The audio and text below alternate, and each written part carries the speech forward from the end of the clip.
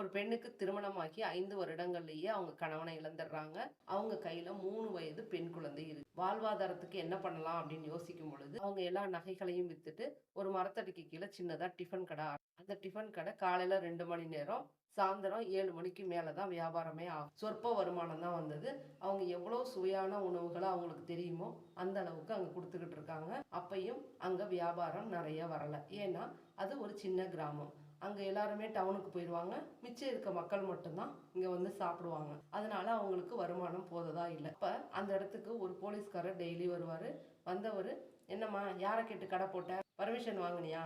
அப்படின்னு மிரட்டிட்டு வயிறு ஃபுல்லா சாப்பிட்டுட்டு டிஃபனையும் பார்சல் பண்ணி எடுத்துட்டு அதே போலீஸ்காரர் அடுத்த நாள் வருவாரு. அன்டைம்லலாம் கடை போடக்கூடாதுல்ல, 7 மணிக்கு மேல எதுக்கும்மா கடை போட்டிருக்க அப்படின்னு சொல்லிட்டு திரும்பியும் வயிறு முட்டை சாப்பிட்டுட்டு டிஃபனை வாங்கிக்கிட்டு பார்சல் எடுத்துக்கிட்டு போயிடுவார். தினமும் இவர் வர்றதும் சாப்பிட்றதும் பார்சல் வாங்கிட்டு போறது. இவங்க அடுத்தவங்களுக்குலாம் பருமாறும் பொழுது இன்னொரு தோசை சேர்த்து வாங்கிக்க மாட்டாங்களா அப்படின்னு நினைப்பாங்க. ஆனா இவருக்கு பரிமாறும் பொழுது இவர் ஏன் இப்படி வாங்குறாரு, இதோட நிறுத்திட்டா பரவாயில்ல அப்படிங்கிற மாதிரி நினைப்பாங்க. இப்படியே போய்கிட்டு இருக்கு. 2 வருடங்கள் கடந்துன வருதும் போறதும் இவங்களுக்கு வரவுக்கும் செலவுக்கும் பத்தாமையே இருக்கு. அப்ப இவங்க யோசிக்கிறாங்க, நம்ம டவுனுக்கு போய் ஒரு கடை போடுவோம், சின்னதா டிஃபன் கடை போடுவோம் அப்படின்னு சொல்லிட்டு அவங்க டவுனுக்கு போயிட்டு எல்லா கடனெல்லாம் வாங்கி ஒரு சின்னதா டிஃபன் கடை போடுறாங்க. போடும்போது இவங்களுக்கு ஒரே மகிழ்ச்சி. அந்த கடைக்குள்ள போய் நின்னுட்டு, பரவாயில்ல நம்ம ஒரு சின்னதா டிஃபன் கடை போட்டுட்டோம்.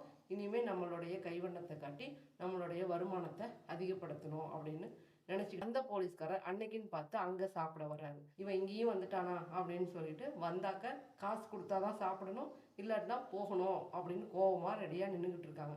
வந்த போலீஸ்காரர் சுத்தியும் முத்தியும் பார்த்துட்டு, என்னம்மா எல்லாம் சரியா நடந்துருச்சா, கடையை சரியா ஓபன் பண்ணிட்டீங்களா அப்படின்னு கேட்டுட்டு பாக்கெட்ல இருந்து 1,00,000 ரூபாய் பணம் எடுத்து டேபிள் மேல வைக்கிறாரு. இவங்களுக்கு ஒண்ணுமே புரியல.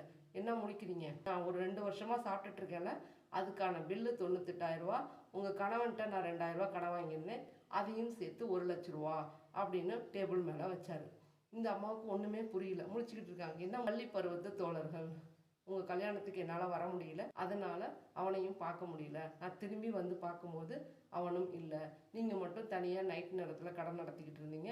உங்களுக்கு பாதுகாப்பா இருக்கணும்னு சொல்லிட்டு தான் நான் அங்க சாப்பிட்டுட்டு நீங்க கடைய மூடுற வரைக்கும் அங்கேயே உட்காந்துருப்பேன் அப்படின்னு. அப்பதான் அவங்களுக்கு புரியுது, இவர் கண்டிப்பா நமக்கு பாதுகாப்பா தான் இருந்திருக்காரு.